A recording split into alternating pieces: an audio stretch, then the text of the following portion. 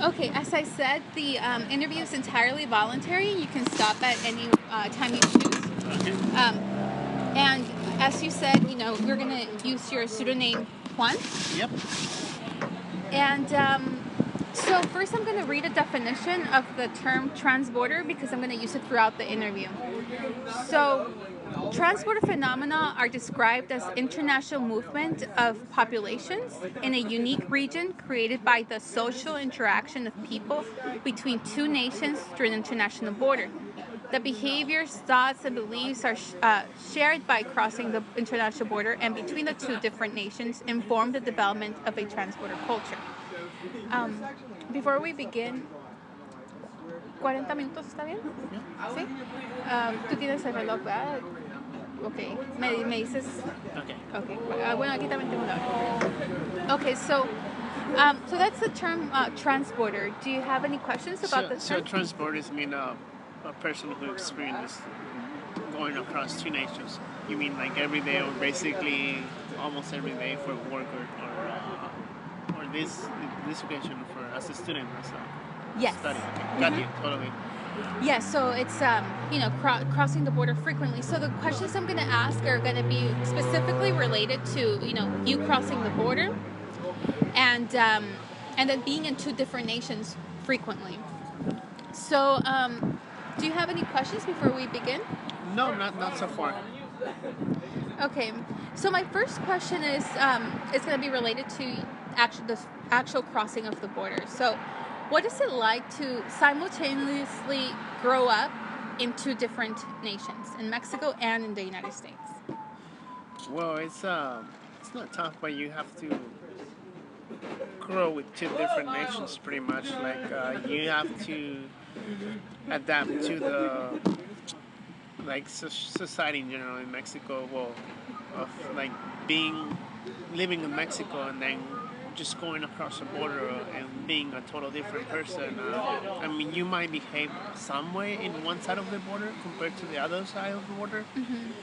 So it is a unique experience to me, and I think it's interesting because you can adapt to almost any society.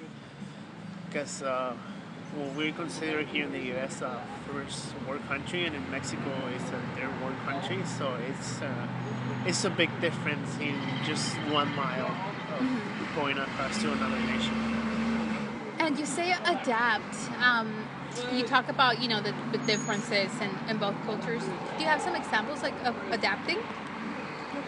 Yeah, like I grew up in Mexico, and I didn't come to the U.S. until I was in high school. Well, I didn't come here. I pretty much just came across to study. So I wasn't used to speak and write and read English all day. Mm-hmm. I always went to schools in Mexico, so that was a big step for me. Like work on my language skills for in this case English, and then it's different how students in the U.S. think compared to students in Mexico. It's a total different world. So for me, it was not difficult, but it took me some time to adapt to school system in the U.S. as well.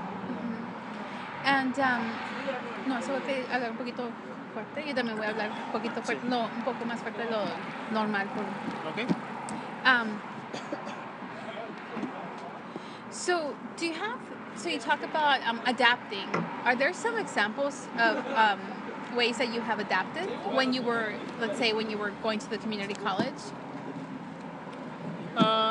Well, basically, it's all related to school, like adapting to writing in English. Like, I grew up in Mexico when you used to type in your, for example, your name. You type in your first name, last name, and your second last name, pretty much. And in the U.S., it's just one last name. I mean, there's no recognition for the mom's side on the last name, Mm-hmm. and that's one minor thing. Another issue was like rules and stuff like that. I think there was like more freedom going to school in the U.S. compared to Mexico. In Mexico, you use a uniform all the way to high school, and in the U.S., like kid from elementary school can dress up however he wants. So they're giving more freedom to the student, and I don't know if it's positive or negative, but I think you have to adapt to that because you're letting the student do almost whatever he wants. And rules in the U.S. are more flexible. And I see myself as a Mexican student over there, like more like, for example, like on the academy school system compared to like, how do you say it, the other type of school? Not academy. Like social or. Yeah, it's more flexible in the U.S. pretty much. So I see myself like I can put it this way, like a soldier over there in Mexico. This is the role, and period. This either you do it or not, or you're in or you're out. And in the U.S., if you don't want to do that, there's an option. They give you more options for stuff like that. And in Mexico, there's no options. Either you adapt or you adapt. Period. Voy a esperar es que esos mocosos se vayan. ¿Quieres que le ponga pausa? No, ay, nomás les digo a los. No pasa nada.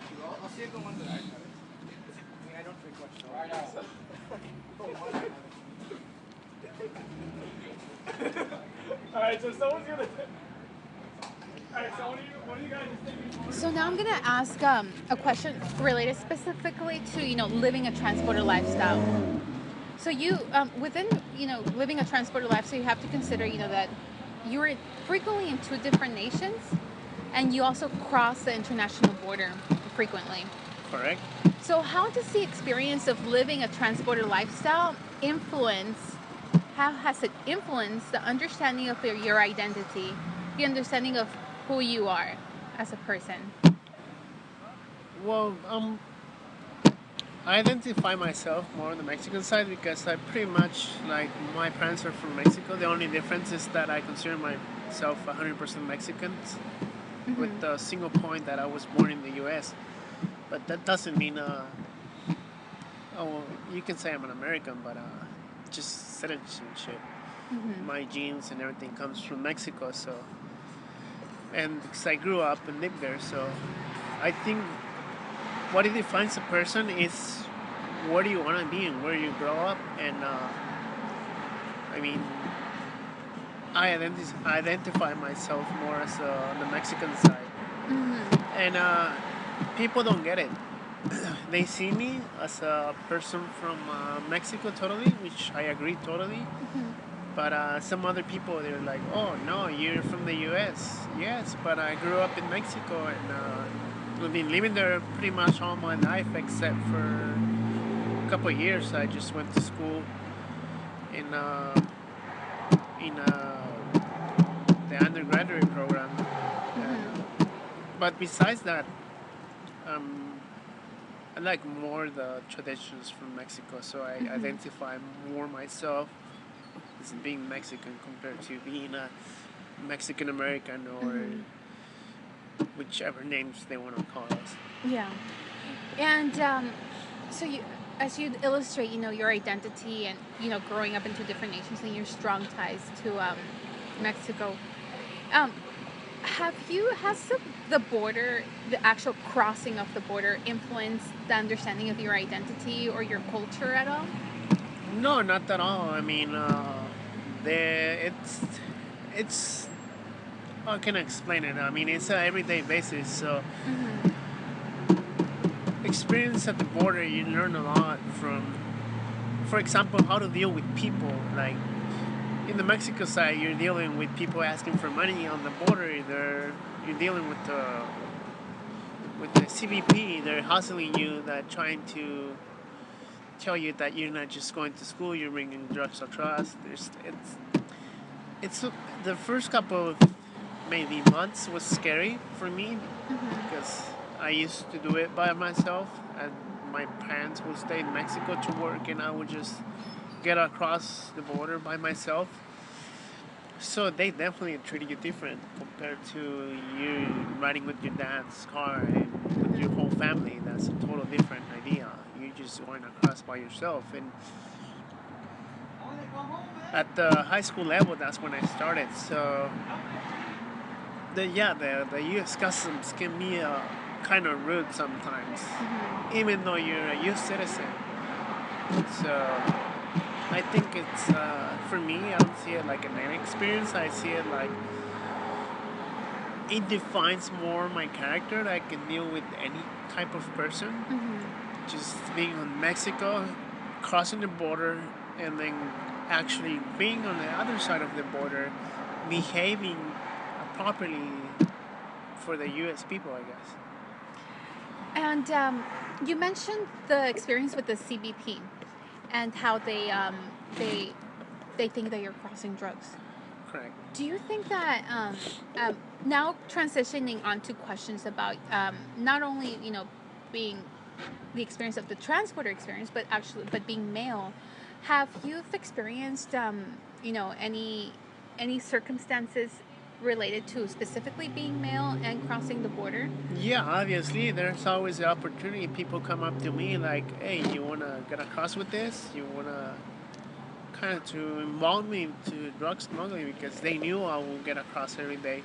So yeah, there was always a couple questions from people I met in Mexico and in the U.S. as well. Like, "Hey, so you come across the border every day?" So I this is like a business you can do, but I think having a good family background teach me a lot of that, and we actually that was one of the topics before coming to school in the U.S. with my family. We discussed together, and they explained me. I mean, it's easy money, but it's easy way to go to jail or throw your life away. So you were, so as you described, you were targeted by people who were in the. Correct. Yeah, yeah. I was a target, especially when you're young. I mean, there's always that opportunity to convince a young kid to bring drugs across compared to convince a doctor, hey, you want to bring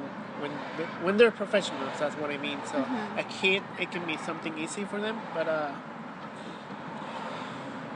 I think that's for like that's a weakness point in some people who want to have easy life. I guess like they want access to everything really simple, but unfortunately, that's not the way it works. So, as you described your experience with living a transporter lifestyle, and um, you know, just, how it has been where crossed, been into different nations, and then also the experience of crossing the border. Um, as you reflect about your experiences, what do you think are the biggest challenges facing male college students who live a transporter lifestyle? So male students, who cross the border frequently and are in two different nations. Well, the toughest part on the crossing the border is the waiting lines.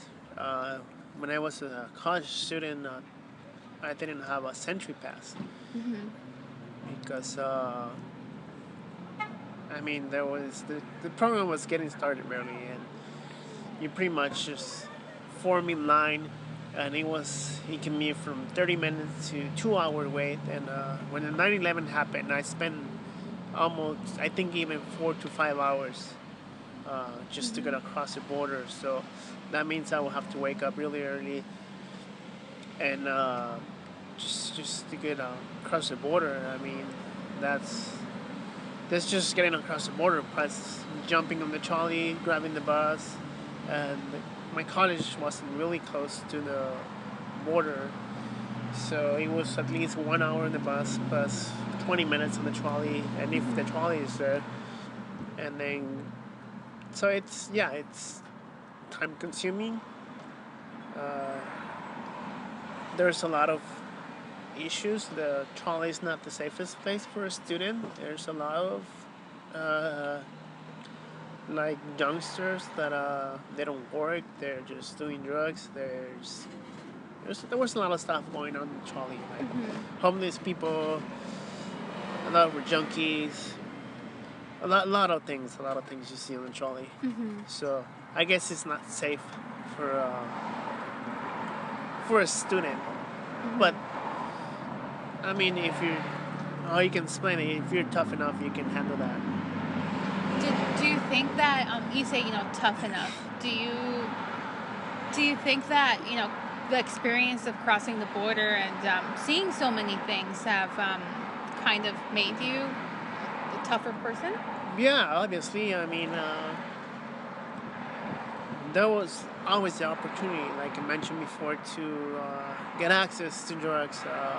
Met these people. I mean, you met either you can be meeting a drug lord, you can be meeting a junkie on the trolley, you can be meeting a homeless, you can be meeting another student. Which I think the main thing about getting across the border, you met a lot of people because you're going. There's all the same people constantly meeting at the same place at the same Mm-hmm. time because you will have everything time. So you see a lot of familiar faces and you identify yourself with those faces, and in some way you can feel comfortable when you see those faces because they know you either from the border wait or from the trolley or from the bus stop. So you identify with those people, and I mean, if something happens, you can always ask for help for sure. Mm-hmm. So When you say the familiar faces, who are the familiar faces? I mean, people who go to work, Mm-hmm. students from other schools, uh, maybe students from the same college.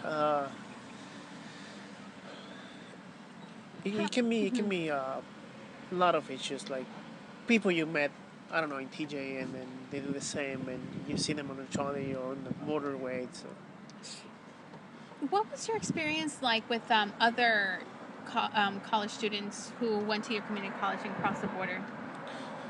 well, I was always one of the ones that I went across walking, and then there's always these other people who, I mean, I didn't have a car at the time, so they got their own car. It was less waiting time for like driving across the border compared to walking across the border.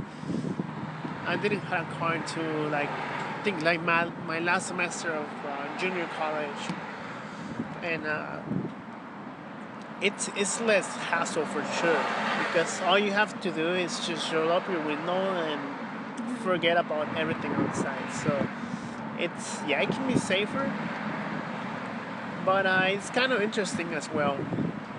It's a unique experience for sure. Mm-hmm. And as you talk about the challenges that you describe about crossing the border, and you talk about definitely time and the being exposed to certain uh, experiences that are not common for other college students, like being exposed to drug lords or junkies or whatnot on the trolleys on the trolley. What do you think are challenges that not only transborder students, but more specifically male transborder college students might face? Well, besides those things, I don't know. People they see you dark skinned, and then maybe not racism, but they will identify you like you're a wetback or whatever. Mm-hmm. Experience So racism. exactly, not as much as you think about because you're not many miles away from the border, but Mm-hmm. you will just experience that with old people who they don't accept that this was like I mean, it's really close to Mexico, so you gotta accept that you're gonna have Mm-hmm. people different to you. So have you've experienced racism in the United States? A lot of times, uh, I think I experienced a lot of racism, especially when I travel. Like when I didn't used to live in San Diego, neither Tijuana. I used to live in when I was doing my 4 years in Mississippi. Mm-hmm. There was, I mean, it can be related to racism, but not in a bad way totally, because it's over there. It's either you're Caucasian or you're black, there's nothing on the middle. I mean, there's no Latino population. I was one of the three Latino students in a college, so it can get scary. I mean, there's you and two of your teammates from the same track team that are Latino. So, I mean, you're talking about a place where they're not used to Mexican people. So, obviously, there was a lot of ugly faces facing you. And some other people were just really nice. Like, they were, they were trying to understand why I was there, what I was trying to do, did if I like it. But it's not a bad experience. It's interesting how they see Mexican people over there. You know how you talked about the experience of crossing the border and how you can relate because of the hostile U.S. Customs Agency, CBP? Correct. And you mentioned how that helped you deal with different kinds of people. Yes. Have you been able to apply that when you went to Mississippi and you experienced the racism? Yeah, obviously, totally. The pretty much has the same questions. Why are you here? What do you want? In this way, well, you're a student. That's one point. I mean, as me crossing the border, the officer will understand I was going to school. Same thing in college. I mean, they knew I was going to school, but other questions were, what do you want to do? What are your goals? What are your little stuff like that? I experienced kind of like racism, especially from Caucasians, because from the African American community, we identify more ourselves as minorities in the U.S.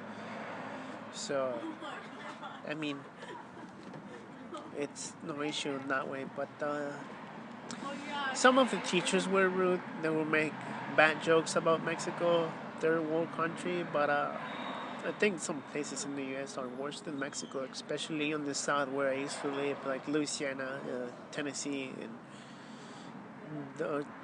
they're really bad places over there. So now I'm going to transition to questions about your college experience, but they're going to be related to having that transborder experience and also being a male Latino student. And you talk a bit about those experiences in Mississippi, but for these questions, we're going to focus about your experiences in Southwestern College, in the community college. So my first question is, well, actually,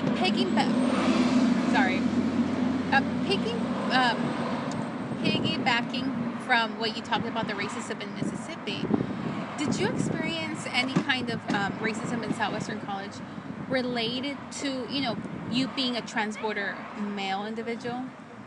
Being really related to the fact that, you come from Mexico every single day? Yeah, they was like pointing the fingers at the Mexican people, like for example, if there was a scholarship available, some people will complain that as Mexicans will always take advantages of their opportunities, but I don't see it that way. I mean, if the opportunity is out there, why not take it? I mean, so that's one of the issues. Some professors were making really nice comments about people getting across the border for school, or jokes, and then always that rude person.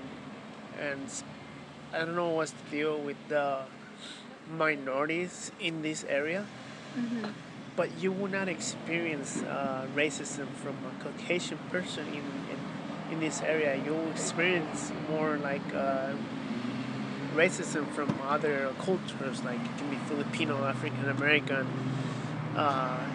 from the Middle East. Like they feel like they're the minorities, so that's the way to maybe take their anger out, because here in this area, like in Southwestern College, Latino is not a minority, it's the majority, so I guess that's the way to And as a Latino who crossed the border every day, do you think that you were a majority? Yeah, obviously. I mean, I think at least 20% of the students in Southwestern College they live in Mexico. At least Mm-hmm. 20, I think. It's, I think even more, but I'm about pretty more sure about 20%. Mm-hmm. So, and as you mentioned, a large population of the students who attend Southwestern College live in Mexico. Being part of that transborder community, those students who cross the border every day, did you see any way where your experiences as a transborder individual were valued in the college? Like whether there was cultural events that valued, people who crossed the border and grew up in two different nations, or counselors who were aware of your situations. I mean, there's always, I mean, there was no special treatment for a student from Mexico. Mm-hmm. Um, when I mean from Mexico, is a person who lives on there. I mean, if you're at the Southwestern College, either you're paying extended fees or in some way kind of cheating the system. So Mm-hmm. some people didn't like that. So you, they will make comments about it. So you kind of I would just stay quiet and not mention anything. Mm-hmm.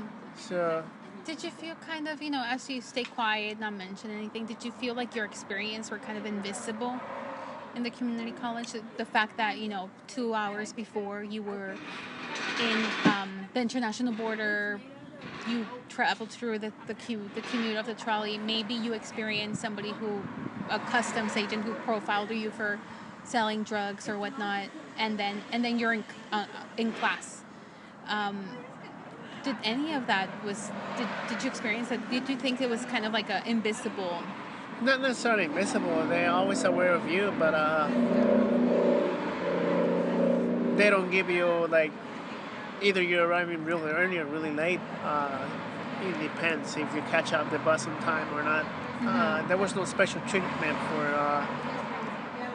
for a student from Mexico. Like some professors would not understand that if the waiting time on the border was over the regular 1 hour or 2 hour, if it was over 3 hours and you arrived 20 minutes to class late, Mm-hmm. they would not understand that point of view. Uh, they will tell you, oh, just plan ahead of time, but sometimes that's not the issue. The issue is at the border. They will keep you for a longer time, or either you experience secondary inspection at the border, Mm-hmm. or, I mean, it was not an excuse for for them, for us to let it go. That simple. It was either you arrive on time or period. Mm-hmm. And so as you describe that, that you could be sent to secondary expansion, that the border could be longer, and that you could be arrived to, you could be there later than expected. What what do you think are some challenges that college students who live a transporter lifestyle face? Like, what do you think are some common challenges for them? Timing, obviously. Mm-hmm. Language is the second one. Mm-hmm. And flexibility on the schedule for school. I mean, you can be getting across the border for only one class. I mean, you will spend 3 hours at least just from going out the door of your house in Mexico, catching the bus in Mexico, arriving to the border, doing border wait, taking the trolley plus the bus. So you will experience about from 2 to 3 hours of time just to take a 50-minute class. Mm-hmm. And after that, maybe do homework or use that timing to stay in school and do something about it. That's that was a big issue when, especially for me and students in Mexico, when making your schedule for Mm-hmm. classes. And sometimes there's not that flexibility. Like for example, the lab hours for the science classes, there were 3 hours, so that will kind of mess up your whole schedule and the flexibility to choose another class. So you will have really odd schedules. I mean, you can be here and taking a class at 8 in the morning and then wait till 11 to take the next class. So, I mean, it's not like a college student who lives around here. They just go home, do homework, do some home duties, I guess. Us, we were stuck in the school. I mean, you will literally sleep sometimes on the library, just in between classes, because you will wake up really early. So that was a big fact as a student. I mean, as a student, you have a lot of energy, you're young, but that's a challenge you experience every day. What do you think are some ways that, as you talk about the challenging schedule and then like professors not understanding that, the experience at the border and all that, everything that you've shared, what do you think are some ways that the institution can make things better for college students who live a transporter lifestyle? Well, I think in California is the only state that they don't have dorms for community colleges.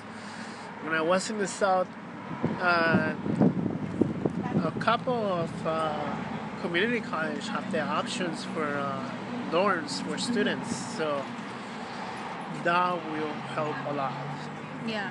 as dealing transborder life as a student. I think that would be one big help for students. That way, I mean, the main fact of living in Mexico is obviously budget. I mean, you're a student and then you're in San Diego. It's a really expensive city. I mean, you at least gonna spend $5 on lunch, no matter what. So the budget was a big issue about it. I mean, and you're taking 3 hours of your daily life just to drive to school, and then you're taking 2 hours more to go back home. So that's 5 hours total. So there's not many flexibility for work schedule as a student. Well, if you want to be a full-time student, so Yeah. that was another challenge. So, as we think about your college experience at Southwestern College, the community college, and looking at yourself today, and the fact that you have you successfully transferred and you successfully obtained your bachelor's degree. Um, Obviously, you were successful in school. Um, what do you think are some strategies or some advice that you can give other male transporter college students to be successful? Well, the main thing is timing. Plan ahead of time. I mean, what are you gonna do after school? What time are you gonna do your homework? I think to be successful, that was one of the main uh, things. It was planning ahead of time. Like in my case, I was not just a student. I was a student athlete, so I would have to carry a big backpack to carry my running equipment. In this case, uh, waiting for practice. So meals, it's really important for an athlete. And if you add all those things, I mean, homework, meals, sleeping. So when I was a college student, I was going through a lot of stuff that some people don't understand.